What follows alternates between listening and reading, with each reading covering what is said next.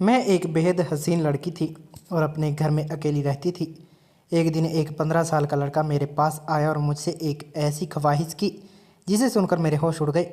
मैंने कभी नहीं सोचा था इतना छोटा बच्चा इतनी बेबाकी से यह ख्वाहिश जाहिर करेगा। पर क्या करती, मैं हसीन थी और मुझे पैसों की ज़रूरत थी। मैंने सोचा कि यह बच्चा भला मेरा क्या बिगाड़ लेगा, ज़्यादा से ज़्यादा 2 मिनट तक ही टिक पाएगा, फिर मेरा दोनों तरफ से फ़ायदा था। यही सोचकर मैंने उसकी बात मान ली कि वह अपनी ख्वाहिश पूरी कर ले। लेकिन जिसे मैंने बच्चा समझकर इजाज़त दी थी उसने तो पूरी रात। हेलो दोस्तों, स्वागत है आप सभी का हमारी एक और रोमांचक कहानी में। उम्मीद करता हूँ आपको यह कहानी बेहद पसंद आएगी। मेरी उम्र 28 साल थी, लेकिन मैं अपनी उम्र से बहुत ज़्यादा छोटी लगती थी। मुझे पैसों की बहुत ज़्यादा ज़रूरत थी, लेकिन कोई तरीका समझ नहीं आता था।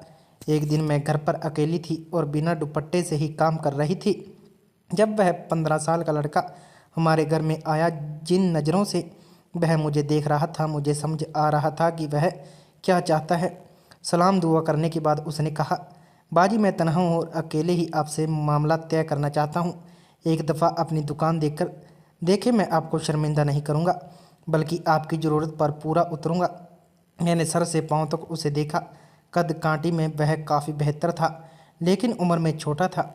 मैंने उससे माफ़ी मांगी और कहा, मैं तुम्हारे साथ इस तरह का कोई मामला तय नहीं कर सकती। तुम अभी छोटे हो और मुझे नहीं लगता कि इन सब कामों के लिए तुम्हारी उम्र है।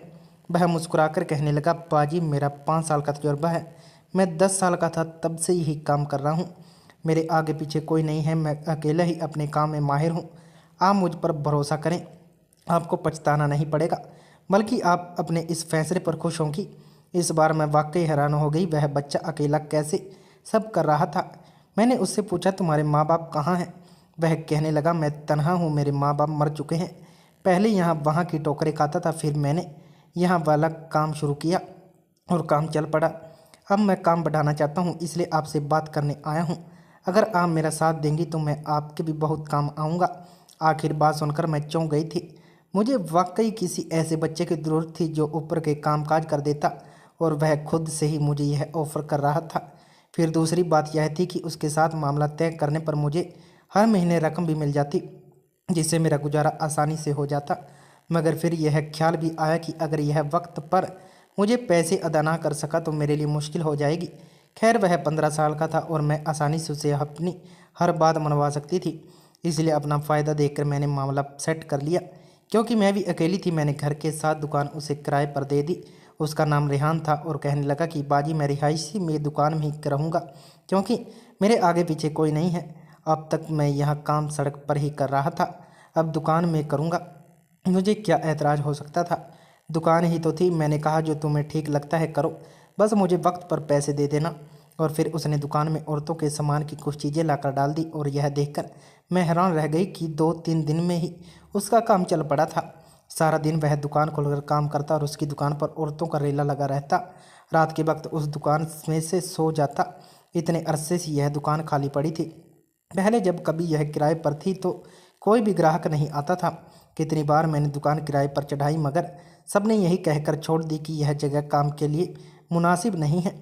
मैंने तो यह उम्मीद ही छोड़ दी थी कि कभी यह दुकान किराए पर चलेगी, लेकिन इस बच्चे ने ना सिर्फ मुनासिब कीमत पर उसे किराए पर लिया था, बल्कि उसने तो अपना काम भी चला लिया था।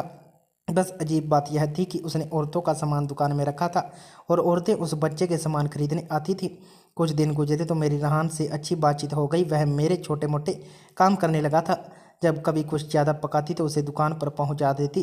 दुकान और घर के बीच में छोटा सा दरवाज़ा भी था।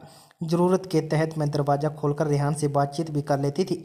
धीरे धीरे हमारे बीच में तेफुलात हो गई।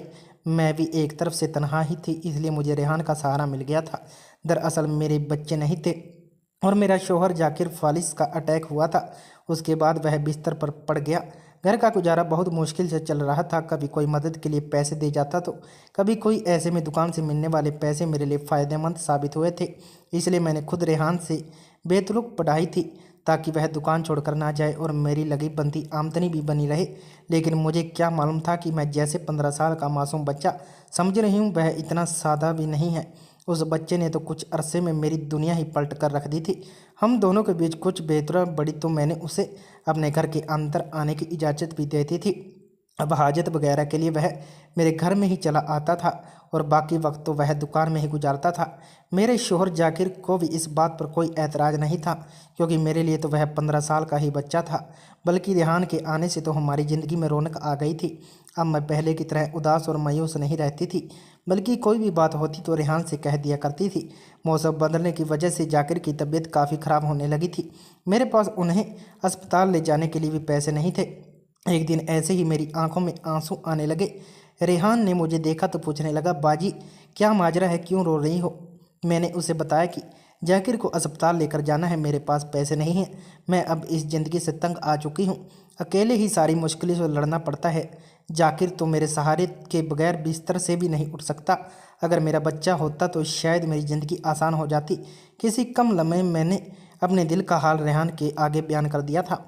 मेरी बात सुनकर रेहान मुस्कुराकर कहने लगा, तो बाजी बच्चा कर लो, इसमें क्या परेशानी है? रेहान की बात पर मैं शर्मिंदा हो गई। मैं उसे कैसे बताती कि जाकिर बिस्तर पर थे और वह इस काबिल नहीं था कि हम बच्चा पैदा कर सके। शादी के शुरू के सालों में जाकिर नहीं चाहते थे कि हम बच्चे की झंझट में पड़े, लेकिन जब हमने बच्चे की ज़रूरत महसूस की तो जाकिर अब इस काबिल नहीं रहा कि वह बच्चा पैदा कर सके।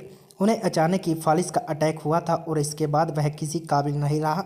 मोहब्बत की शादी आहिस्ता आहिस्ता मजबूरी की शादी बन गई थी और अब मैं मजबूरी में ही जाकिर का साथ निभा रही थी, क्योंकि इसके अलावा मेरे पास कोई भी रास्ता नहीं था।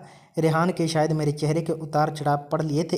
कहने लगा, बाजी आपको परेशान होने की कोई ज़रूरत नहीं है, मैं आपके साथ हूँ ना, जल्दी आपके सारे मसले ख़त्म हो जाएंगे। रेहान की बात पर मैं मुस्कुरा उठी। वह अकेले ही इतना हौसला रखता था कि हर मुश्किल से लड़ जाता था, और एक मैं थी जिसने इतनी उम्र गुजारने के बाद भी हिम्मत नहीं पकड़ी थी।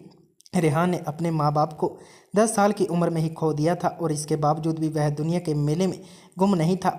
सिर्फ उसने अपनी ज़िंदगी का सफ़र रखा, बल्कि वह जाकिर भी बहुत ज़्यादा खिदमत करने लगा था। मैं किसी भी काम से घर से निकलती तो रेहान ही मेरे शोहर की खिदमत करता और उनके पास बैठा रहता। उन दोनों के दरमियान न जाने क्या बातचीत होती, लेकिन मुझे देखकर रेहान हमेशा खामोश हो जाता। रेहान ने मुझसे वादा किया था कि वह मेरी हर कमी को दूर कर देगा, और उसके इस वादे पर मैं मुस्कुरा उठी थी। मैं बच्चा पैदा करना चाहती थी क्योंकि मुझे औलाद की कमी को पूरा करना था, लेकिन रेहान उसे भला कैसे पूरी कर सकता था?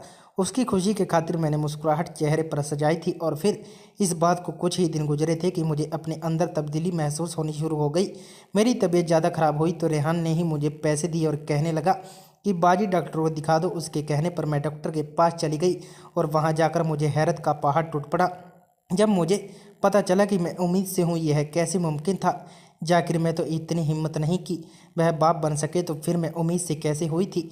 मैं थर थर कांपते हाथों से रिपोर्ट पकड़े घर लौटी, और जब मैंने यही बात आकर डरते डरते जाकिर को बताई तो वह मुस्कुराकर कहने लगा